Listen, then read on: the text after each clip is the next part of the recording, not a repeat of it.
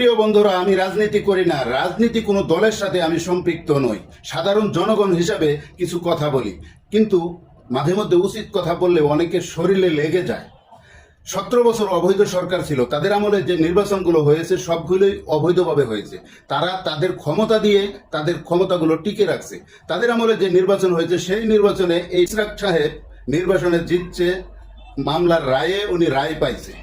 অবৈধ সরকারের নির্বাচন সবকিছুই অবৈধ। উনি এখন রায় পাইছে, উনি যদি ক্ষমতা না ছাড়তো ইনি কিন্তু রায় পাইতো না। ইনি যেহেতু রায় পাইছে, এখন ইনার কথা শুনেন, ইনাকে যদি শপথ পড়ানো না হয়, ইনি ইচ্ছাকৃতভাবে নিজেই শপথ পড়ে মেয়রের চেয়ারে বসবে। ইনারা এখনো ক্ষমতা পায়নি, দেশে নির্বাচন হয়নি, এখনই ইনাদের যে পাওয়ার দেখতেছি, সামনে নির্বাচন হলে যদি ইনারা ক্ষমতায় যায় তাহলে কোন পর্যায়ে যাইতে পারে আপনারা একটু অভিজ্ঞতা দিয়ে বলে যাবেন আমার কমেন্ট বক্সে।